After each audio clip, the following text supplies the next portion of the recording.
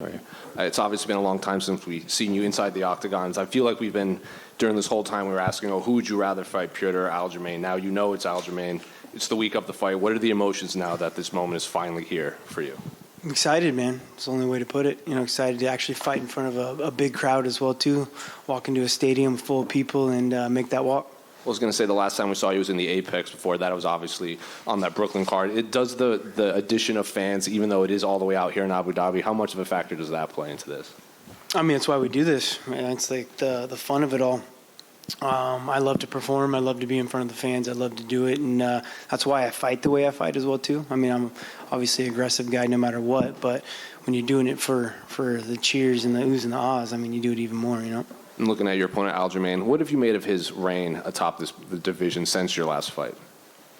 I mean, is it a reign? I mean, I don't feel like the way he even got the belt, kind of sucks, right? Even for himself, I don't think he handled it very well. And then the way he squeaked that win out too. I mean, it's pretty lackluster. And I'm sure you've heard the comments of him saying like he's made peace with it, the fact that you're probably souped up in there. So what do you make of that when you're hearing all of this? I am souped up, dude. I've been looking good. You know what I mean? It's just excuses because he knows the guy that's going to be standing across from him is going to knock his ass out, and it's an easier way to swallow a pill of getting your ass whipped by supposedly someone that's on some sauce. And I don't know if you noticed, but he was tweeting a lot the other day, and a lot of people seem to have flipped sides. A lot of people seem to be pro Aljamain now. They seem to be pro TJ. Did you notice any of that at all? I don't pay attention to that shit, man. I mean, I guess I probably should do a little bit more of the media stuff, but I'm not a social media guy for the most part.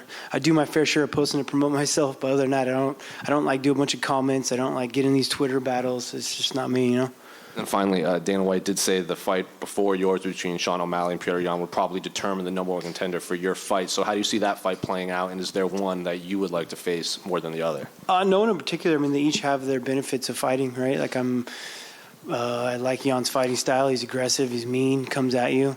And then you got O'Malley. It's does a good job promoting the fight. I think he's done a very good job of what he's done. With his career. And I think people are underestimating his skill level as well too in this fight. I'm actually pretty interested in it. He's got great range. He's got good timing. He's got just good natural ability. I do think Jan wins, but I think it'll be a better fight and it's a 3-round fight, and Jan starts slow. So maybe he'll change that, but we'll see. TJ, you mentioned not being down here. Yeah. You mentioned not being super impressed with Aljamain's run as champion. Do you think he's the best bantamweight in the world outside of yourself, or do you think there are other guys in the division that if he matched up against them, he would come up short? It just depends on the night, man. I mean, he's great. Don't get me wrong. I haven't been impressed with it because he's not a scary fighter. You don't have to go out there and be like, all right, man, I got to be on my toes. I don't want to be this guy's real knockout, right? I think his stand-up's been, pretty lackluster. He's an arm punchers and set things. He looks scared on his feet. You know what I mean? But he's a great athlete. He does what he does well. He's explosive, and I got to put myself in those deep waters in practice and be ready for that kind of stuff. Do you think this is going to end up into who can control the grappling more to determine the winner for this fight? I think it's just going to come down to how well-rounded I am. He's not going to be able to do what he wants to do. Obviously, his comments, right? He's saying what he's saying, and I'm sure that probably that's going to come up throughout the rest of your career. Is there any part of you that thinks, maybe I should just lean into this? Look at what Paulo Costa's doing with his secret juice. Do you ever think that maybe you should get up there with some secret juice and just lean all the way into it? Yeah, I do have some secret juice. It's my clean juice. It's the company that I started up in Yorba Linda, I don't know, man. It's just, I feel like I've handled it the best way that I possibly could, and whatever comes with it, comes with it, I've been doing a really good job of blocking out any kind of noise early in my career. And I had to learn that through my career. I think that Dominic Cruz fight really kind of taught me that I need to fight with different emotions, helped me through that alpha male debacle. And I'm still here on top. If I'm in this sport, I'm coming for that belt, if not having it. That being said then, so when these guys say these sort of things to you, do you think they're trying to get under your skin and actually it's just kind of water off a duck's back? Absolutely. I mean, it's, mental warfare. It's, we all know that's part of the game, right? As well as maybe it builds himself up. It creates headlines. It sells a fight.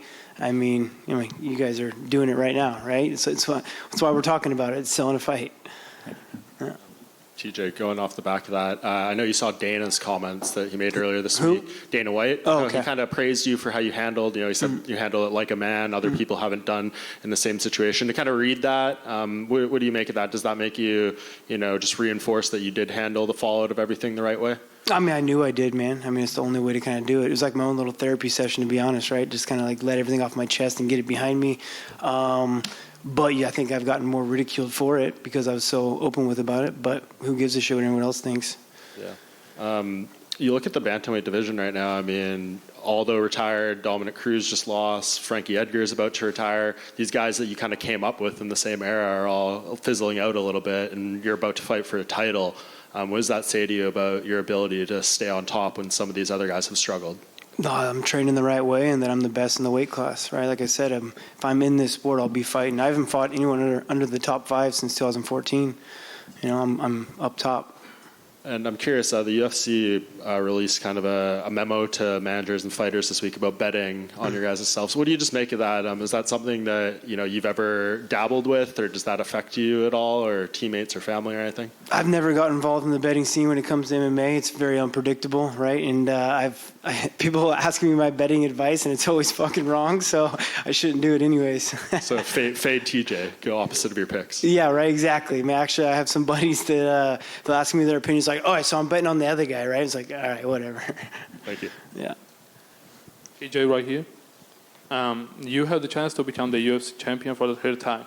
Do you feel like the taking the belt for the 3 times makes you the greatest bantamweight in the UFC history? I already believe I'm the greatest bantamweight in history. I mean, I'm holding all the records. Going to continue to run my reign. But yeah, I think it'll obviously cement that, but I already believe that, I mean, name a guy that's got a better resume right now. TJ, just over here.